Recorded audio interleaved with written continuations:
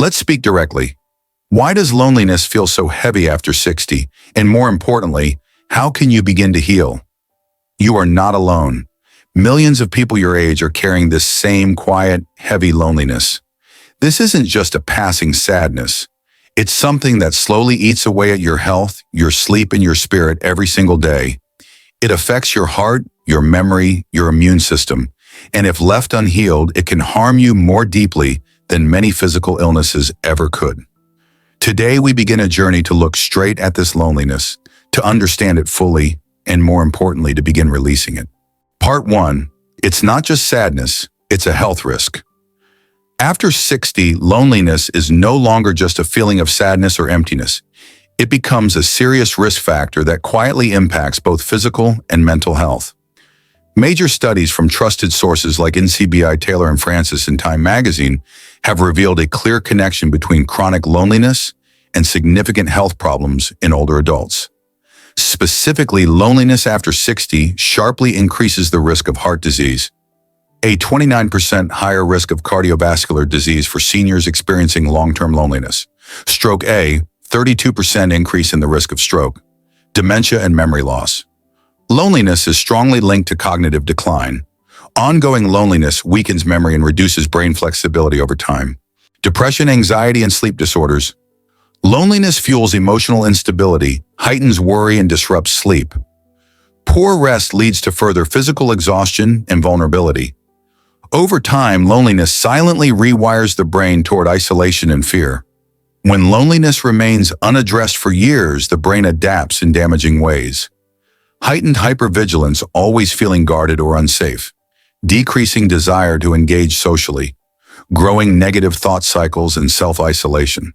The deeper this pattern sets in, the harder it becomes to reconnect with others. Loneliness after 60 often triggers a silent survival mode. Many seniors enter a quiet survival state. Avoid sharing emotions openly. Hide sadness to avoid bothering children or family. Repeat, "I'm fine," even while carrying deep emotional emptiness. This tendency to withdraw, suppress, and pretend traps many seniors in a dangerous cycle where loneliness grows stronger over time. That's why after 60, loneliness becomes more than just an emotional issue. It becomes a serious health condition that demands real attention. The good news is, no matter how deeply rooted this loneliness may feel, healing is absolutely possible if we start gently and start now. Part 2. Why loneliness feels heavier after 60, ultra-condensed version. Let's be honest, loneliness after 60 isn't just about having fewer people around. Friends move away, some have passed on, children grow up busy with their own families and lives. And little by little, the house that once felt full grows quieter with each passing day. Then we quietly tell ourselves, "I'm old now, I don't want to bother anyone." And slowly, loneliness settles in, sometimes so gently, we don't even notice how heavy it has become. As health declines, the worries grow. Concerns about aging, about the future, about things left unfinished, and these only make the loneliness feel even deeper. But here's the good news. Every loneliness carries a path to healing, and now we'll step into what truly matters, how you can begin to heal it from within. Part 3. 5 healing solutions that actually work. 1. Name the loneliness, don't hide it. The first step, simple but powerful, dare to acknowledge your own loneliness. Many seniors often say, "It's nothing serious. Everyone feels a little lonely sometimes. As long as I'm healthy, I shouldn't complain." But suppressing the feeling doesn't make it go away. In fact, unspoken emotions tend to grow quietly in the dark. When you say it out loud, "I feel lonely," you pull that loneliness out into the open. It no longer controls you entirely. There's now a bit of space between you and the feeling, and in that space, healing begins. Remember, being brave doesn't mean never feeling sad. Being brave means being able to sit with your sadness and gently say, "I feel it, and I am ready to let it go." 2. Mindful observation of loneliness, Buddhist practice. Once you've named your loneliness, the next step is to sit with it. Instead of trying to push it away, try this simple practice. Sit quietly in your favorite peaceful spot.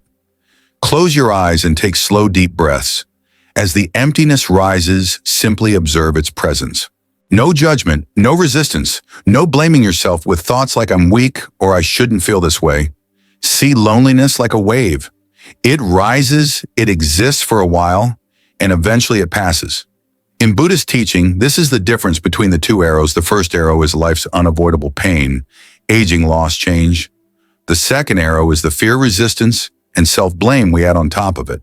By observing mindfully, we slowly remove the second arrow. And as that arrow falls away, loneliness begins to soften. It no longer feels as sharp or overwhelming as before. 3. Create small, meaningful connections each day. Loneliness doesn't require a crowd to disappear. Sometimes just one short phone call with an old friend each week is enough. These small but steady moments of connection hold incredible healing power. What matters most is being fully present in each interaction. A short phone call with an old friend once a week, a simple coffee with a neighbor, joining a meditation group, a faith community, a hobby club, or a gentle yoga class. 4. Rediscover. Purpose simple but meaningful. Instead of thinking, who still needs me? Ask yourself, what can I quietly give today? Caring for a few plants, cooking small meals, or writing down life stories for your children and grandchildren to know you better. All these give daily life quiet meaning. And when each day feels meaningful, loneliness begins to fade.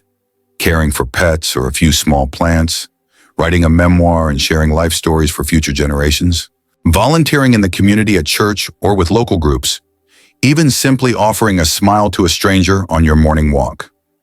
5. Practice. Self-forgiveness and release what's unfinished. Everyone carries things they wish they had done differently, but endless self-blame only weighs down the heart. Gently tell yourself, I did the best I could in the circumstances I had. Now I give myself permission to be at peace. Self-compassion is one of the deepest medicines for healing loneliness in later life.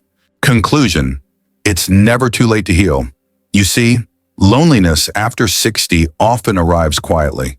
It's not loud, not dramatic. It simply sits there when you wake up alone, when you glance around an empty house, when old memories gently resurface. But the truth is, you don't have to wait for someone else to make your loneliness go away.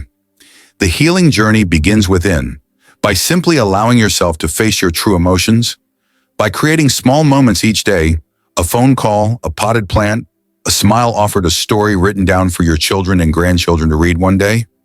Loneliness is not the end of life in old age. It is simply a quiet reminder. This is your time to learn how to become your own best companion.